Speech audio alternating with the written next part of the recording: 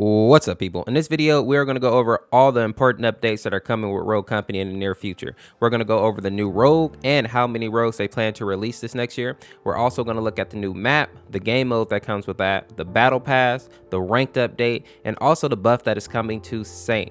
If you want to make sure to catch all my videos and uploads, make sure to go ahead and subscribe to the channel. We stream or post videos every Monday, Wednesday, Friday, and periodically over the weekends.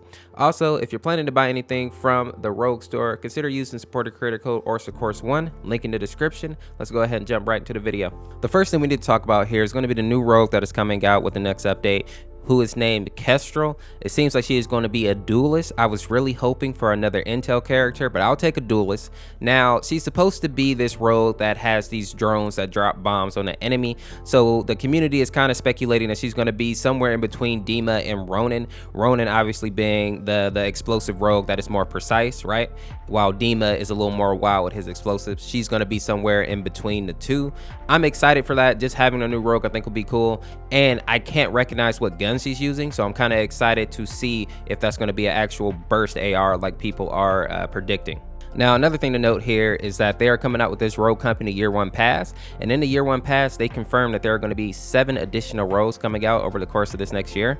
So I really like that. I like that they are making that set in stone, and hopefully that will make them accountable and also allow the community to hold them accountable. If we're promised 7 rogues, we want to see 7 rogues. Of course, 8 including Crystal, right?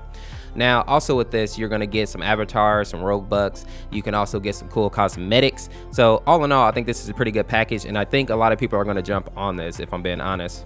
Now, the next thing that I think is worthy of talking about is going to be the new map that is coming out called the Hollows. The Hollows is basically like this hidden jackal base in the South Pacific. Now, in my opinion, this map is beautiful. Like, looking at the artwork, it's aesthetically pleasing, but also there's going to be a limited time mode attached to this rocket launch facility. Now, I don't know if that is going to have anything to do with the countdown game mode that is coming out, or if this is a completely different limited time mode on its own. As I find out more information, I'll let you guys know. I hope that it's its own thing, because we definitely need more limited time modes. Now, the next thing that is worthy of speaking on here is going to be the Battle Pass. And I know this may not be a big deal for some people, but the Battle Pass has a free track, and a lot of gaming companies get greedy and then they either make their free track like garbage, or they just don't really have one at all. So I'm happy to see that Rogue Company is going to allow people who may not be able to afford the Battle Pass or just may not really want it, they still have the opportunity to get some free cosmetics and to still have a reason to kind of grind that game if they're not playing ranked. So I think that's a smart move on them. Now, also looking at the Battle Pass, they have some pretty dope skins in there. Like, I'm sure y'all seen the Fixer skin, the one shot, one kill, and then people are going crazy over the Hellfire Protocol Scorch outfit. So people are liking that. It looks like they did a good job really making these skins worthy and valuable of people's time, first and foremost. Now, and the last thing to mention about the Battle Pass is going to be that there's going to be 50 tiers for this Battle Pass. I know people are used to seeing Battle Pass be at like 100, but one thing that I just hope they don't do is make it a very tedious grind in order to get up to the tier 50 to try to make up for the fact that it's only half of what the normal Battle Pass is. Make it a normal grind just like any other Battle Pass, and I don't think people will have an issue with it, especially if the 50 tiers are worth the 10 bucks. So all in all, right now I'm thinking the Hi-Rez is doing a really good job with their Battle Pass. It's looking great. The next thing worth talking about is going to be the actual rank system in Rogue Company. Now, we all know that this rank beta was just that. It was a beta. You know, you had people in silver playing against people in Rogue. It was kind of crazy. But now they fixed that. So when you jump into rank now, or in this next update, you're going to actually play 10 games, and that is going to help calibrate where you need to be. Now, a thing to note that they pointed out is that you will not be able to get Rogue rank just from playing these 10 matches, which makes sense. So let's be real. So they're going to calibrate it based off the quality of the people that you played against, and then they're going to put you where you belong, but you'll still have some room to climb up, right? So I think that's a good way to go about it.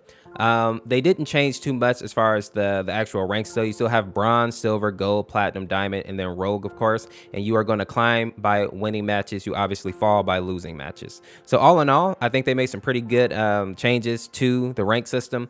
They still haven't really addressed any type of cheating, smurfing, anything like that.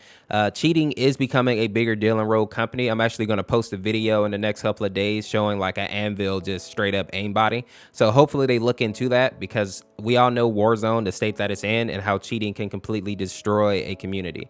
So we'll probably talk about that a little more when it becomes more of an issue. The last thing that I want to talk about here is going to be the buff that is coming to Saint.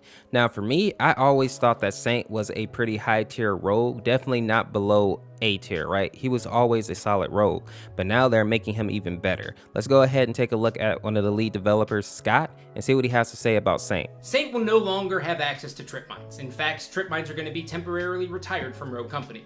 Instead, Saint will now have access to C4. Through our testing, we have found that this has made Saint even better. Now he's able to hold objectives by himself and provide better support for the team. Now, here's the big one. Ever since Rogue Company entered closed beta, I've always gotten feedback that was, Scott, could you please, for the love of God, just remove the scope from the Mark IV? This gun would be so good if it didn't have a scope. Well, it took the team a little bit of rebalancing and a little bit of retooling, but I'm happy to announce with the start of Season 1, the Mark IV will no longer be scoped. This means when you aim, you will have the aim over shoulder view versus the scope view. Now, this is a huge deal for Saint, because the Mamba is already one of the best weapons in the game. Like, the two bursts is nasty. I know a lot of people still sleep on it, but it's very good. The Mark IV is also a very good weapon. Those of you who use it, those of you who swear by it, you already know this. The Mark IV can burn you down so quickly, and that hip fire on it is so nasty. The only thing that held this gun back and made it lose trades against other weapons usually was the fact that it was a scoped weapon, right? Other people just had more versatilities with their gun. Now that they're taking that scope off of it, this gun is definitely going to be top tier, and that is going to bring Saint definitely in line with Dahlia as far as like potential for having that healer on your team, right? Now, Dahlia is obviously still going to outshine Saint in terms of rezzing, right? The 2.5 seconds can't be beat. And also, she has the ability to res from range without that being able to be interrupted unless they actually go kill the person or take out Dahlia. But now that they are adding C4 to Saint's kit and taking away the scope from the Mark IV, this is going to allow Saint's time to kill to be very high with that Mark IV. And also, he's going to be able to hold points and defend his teammates so much more effectively now that he has C4 on his side instead of that Claymore, which is a little easier to avoid than C4 in my opinion. So all in all, I think people are going to have a hard choice choosing between Dahlia and Saint now, because in reality, this is definitely going to make Saint a S tier rogue again. And the level of aggression that Saint can be played at just out of the box, he doesn't have to be linked to like Lancer or linked to somebody that's aggressive. Just out of the box, Saint is going to be a very aggressive type of duo partner, right? Somebody that can be at your back and you know that they're going to attack and cover you, because Saint thrives in that type of fight out, right? If he's rezzing somebody, he knows that he can pop shots, he can trade with people because he's going to get a boost to his health once he gets that person back up. So I think all in all, I think this is a really good change, and I think it's going to bring Saint to a very good spot in this meta and kind of have him as a true contender for Dahlia. But as always, let me know what you guys think. I'm a Saint main. Y'all know that I've been playing Saint since the game first came out, so I'm a little bit biased, and I'm happy to see him kind of back up there. But yeah, let me know what you think. Is this too much? Is this not enough? Is it just right? I'm curious. These are some of the more important updates that are going to be coming with Rogue Company. If you enjoyed this video and made it to the end, make sure to give me a peace down in the comment sections. Subscribe to the channel, drop a like, and I should have a video out tomorrow, either a live stream or another video. So yeah, make sure to pop into that. People, this is Ors, of course. Thank you for watching. As always, I appreciate the support. We'll see you tomorrow. Peace, peace, peace, peace, peace.